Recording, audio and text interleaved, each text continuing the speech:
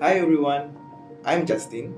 My matrix number 020405141089-001, and I am currently studying in the OUM Kuala Lumpur Learning Centre with pursuing my diploma in Human Resource Management.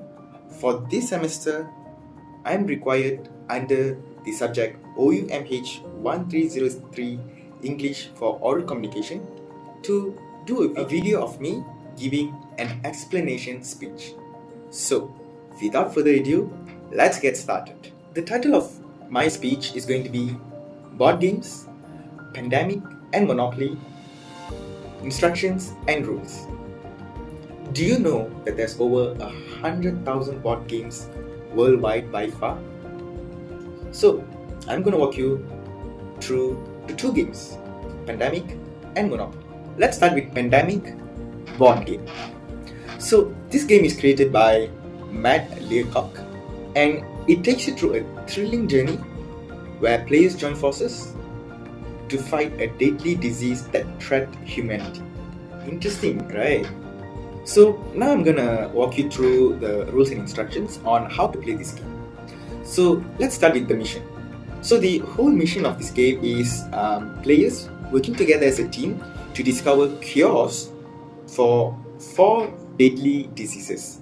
And these diseases are represented by the colored cubes on the board.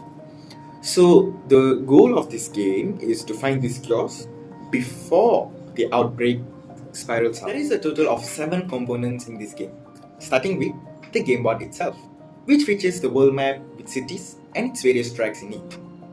And then the player cards, which is divided into city cards and event cards, role cards where players get to choose what are their roles and their special abilities, disease cubes where it represents the spread of the disease in different colors, research stations which are very important in this game to find cures, infection cards which determines which city is going to be infected, and the epidemic card which adds the overall challenge to the game and increases the infection rates. So firstly, the board is placed at the center with the disease cubes and the research stations nearby, and the role cards has already been given to each individual, so they will know what are their roles and what they can do.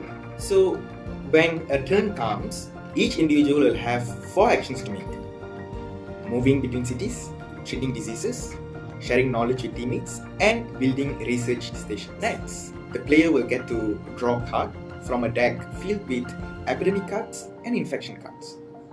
If the player gets or draws the infection card, then they have to place the infection cube according to which city the card refers as infected.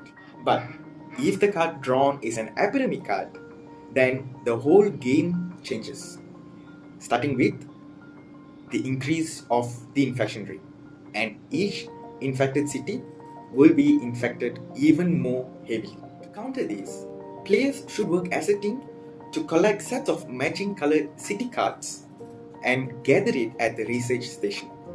Now when this is done, a cure has been discovered. So if a cure has been discovered, that city would not be considered as an infected city anymore. So to win this game, players need to work as a team to discover cures for all 4 diseases. However, they will lose if there has been too many outbreaks, if the player deck runs out, or if there are too many cubes of a single color placed on the board. Those were the basic instructions and rules to play the Pandemic board game. Now let's look at the benefits of playing this game. Number 1, it improves your communication skill. This is because this game highly relies on communication among players.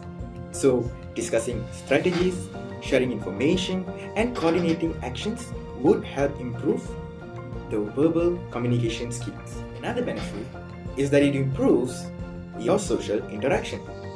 Why is that so? This is because the Pandemic is a social game that encourages interaction among players. So whether you are playing with your family or with your friends, this game fosters social bonds and provides an enjoyable and sharing experience. So now, with a couple of minutes left, let me walk you through the Monopoly board game. Now, this game has been a household favorite for decades. And what is its mission? Its mission is actually very simple: to amass wealth and bankrupt our opponents. How do we do that? We do so by buying, selling, trading properties, developing them, and strategically navigating the game board. It's all about becoming rich in the Monopoly world.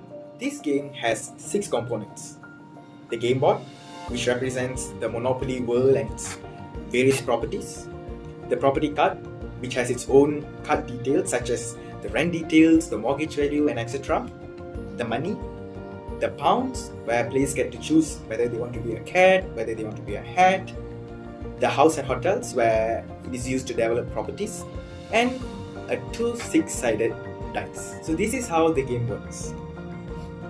The board is placed in the middle, and a certain amount of Monopoly money has been distributed to the players. Now when a turn comes, a player should roll both the dice and move the pound accordingly. Now if they are stopped in a property where it is not owned by anyone, they may choose to buy it.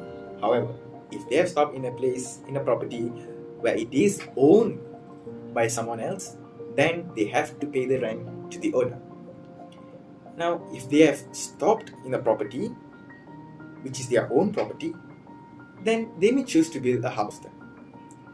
Each player can build up to 4 houses, and after that they can upgrade it to a hotel.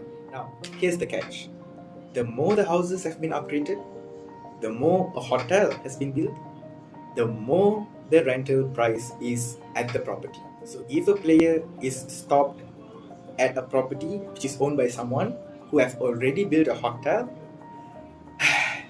then they have to pay a huge amount of rent. The last player remaining after bankrupting all the other players will be the winner of the game. Well, what are the benefits of playing Monopoly? Well, Monopoly offers financial education. Why is that so? Well, this is because Monopoly provides a practical introduction to financial concepts such as budgeting, investing, and managing resources. Players, by engaging in buying and selling properties, collecting rentals, and making financial decisions, they are actually improving and developing their financial literacy and education. Now, another benefit that we can see from playing the Monopoly game is that it improves an individual's negotiation skills. Why is that so? Well, Monopoly is filled with negotiation. It's a negotiation heavy game. Players must communicate, persuade, and make deals with their opponents.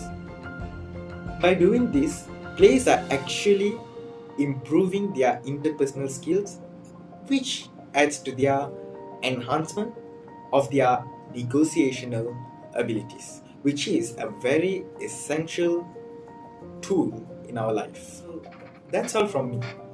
Thank you for watching this video, and I really hope that this video would have really benefited those who are watching, and I hope that this video would have given all of you a new perspective, a fresh perspective actually on games. Games have always been a negative view, but no, actually games have a lot of benefits that is very essential for our practical daily living. So once again, thanks for watching, and I hope to see all of y'all in the next video.